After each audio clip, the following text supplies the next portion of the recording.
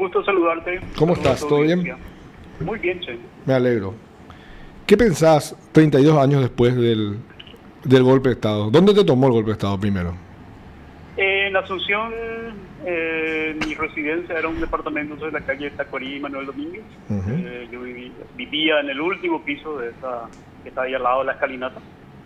Y desde ahí vi casi en versión panorámica el ataque a la ¿A la comandancia? A la comandancia de Batallón Escolta.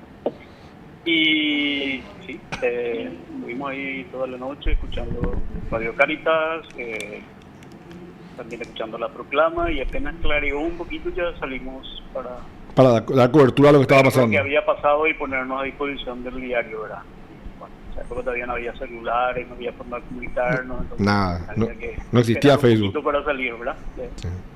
Y te acordarás que la única radio que transmitió información fue Radio Caritas esa noche. Y bueno, las proclamas en Radio 1 de marzo, que fue tomada. Capturado por Así el es. ejército. Bueno, ¿qué tuvimos? ¿Una democratización de golpe? ¿Una transición que nunca termina? ¿Una transición que terminó? ¿Tenemos una democracia? ¿Cómo lo analizás hoy 32 años después?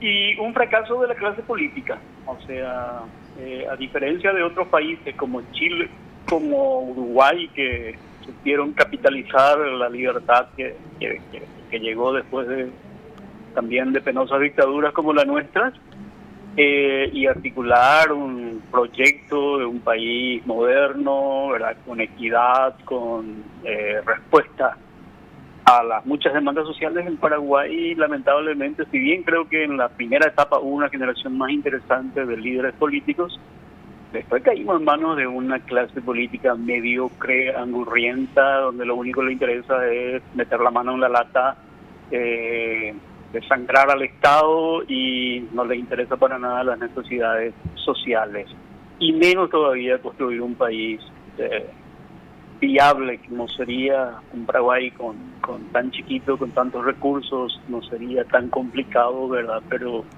no les interesa para nada, y cada vez menos, ¿verdad? ¿Y los ciudadanos? Creo que esa es la gran...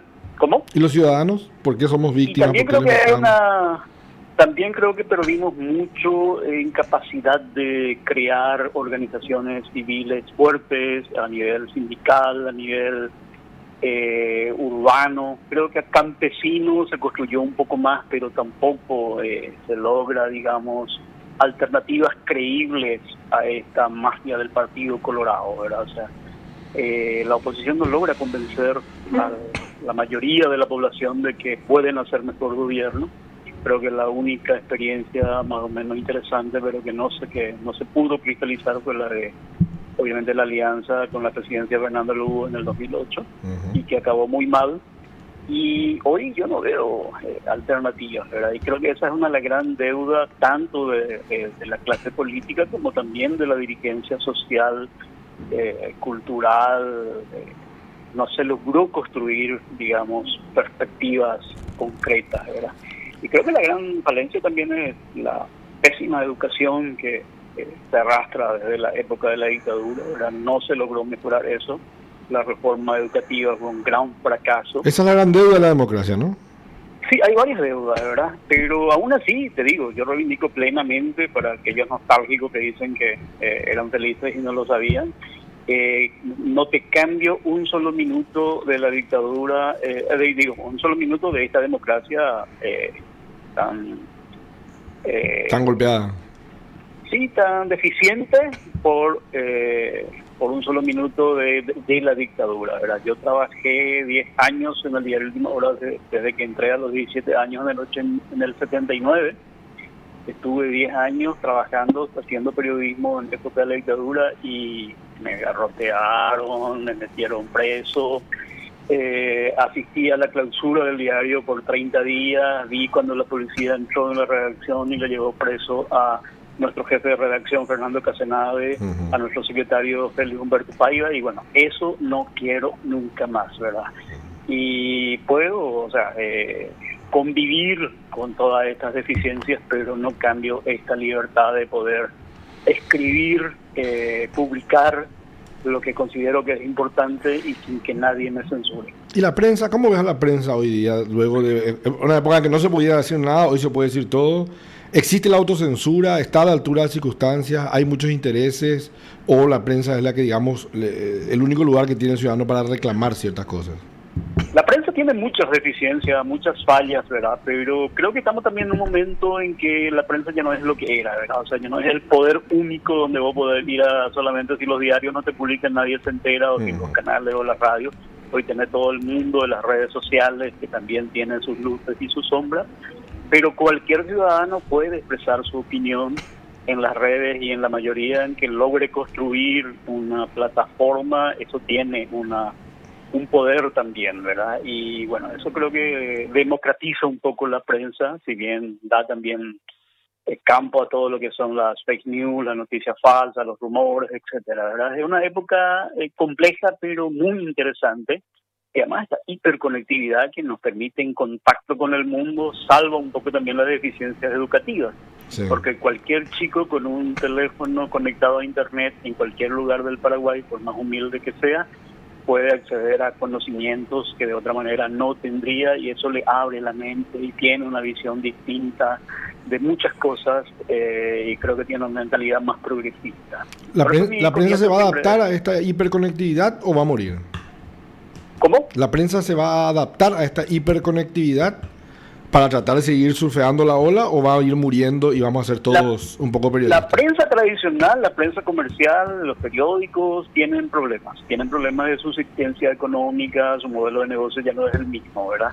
Algunos se están adaptando relativamente de alguna manera que van a seguir. Yo creo que las grandes marcas, ABC, Última Hora, Telefuturo, me acuerdo, van a seguir existiendo, pero ya no van a ser los dueños de la verdad, como decían en términos políticos, ¿verdad?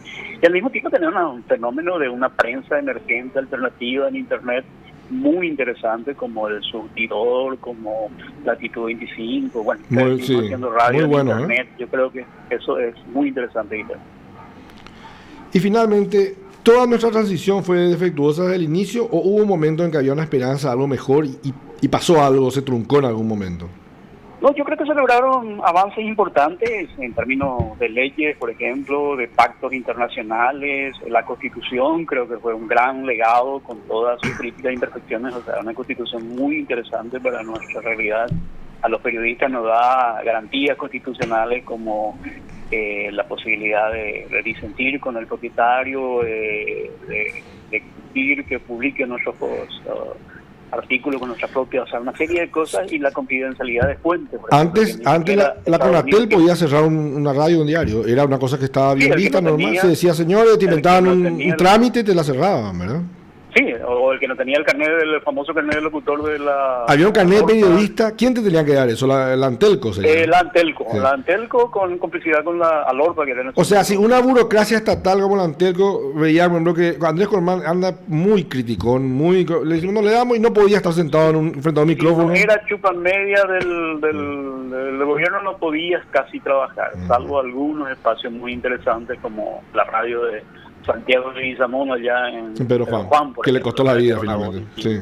Y que le costó la vida, ¿verdad? Pero, o sea, en general, el que no tenía el carnecito famoso, a Montema, ¿verdad? Y eso le pasó a Caracosta, le pasó a varios colegas que en su momento fueron censurados, perseguidos, proscritos, estaban en la lista negra, etcétera. En los diarios era un poco más diferente, ¿verdad? Hicimos un proceso.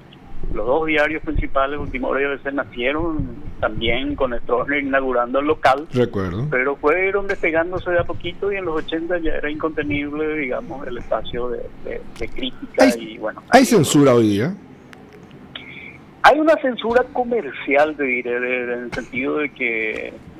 pero saben a quién censurar. A mí nunca me censuraron. O sea, me hice mi nombre, me hice, digamos, una cierta trayectoria y nunca ni el anterior dueño de Última Hora ni los actuales me dijeron eso, no escribas. Se baja un poquito el tono, esto no. Pero sí, yo creo que la gente joven tiene más dificultades, ¿verdad? Cuando y le dicen hace esto, hace aquello, y después están los que hacen el famoso trabajo sucio, claro, sí, y que sirven a los intereses de los dueños de medios. Pero se les pilla todo. Así es. ¿Y la justicia? ¿Cómo ves La a justicia la es justicia otra en esta deuda transición? pendiente, si bien ahora hay un poquito de esperanza con algunos ministros de la Corte, pero sigue siendo súper corrupta, súper influenciada por los partidos políticos, los caciques políticos, los intereses, y la fiscalía peor todavía, ¿verdad? Entonces esa es otra de las deudas. O sea, el poder legislativo, el poder judicial no avanzaron, y bueno, y el poder ejecutivo sí que depende de quién venga, ¿verdad? O sea, y bueno, en este momento creo que está en una pendiente muy crítica. Bueno, muchas gracias Andrés Cormán por tu No, con mucho importante gusto. testimonio, de haber cubierto toda esta transición desde nada menos que el periodismo, ¿verdad? A pesar de tu juventud, ¿verdad? Así que bueno, estaremos en contacto y felicitaciones también por todo el material que sacó a última hora por todo este tema de los 32 años. Muchísimas gracias y saludos a tu audiencia y abrazo para todos. Un abrazo, hasta luego. Usted está escuchando PDS. Bueno, y hace 32 años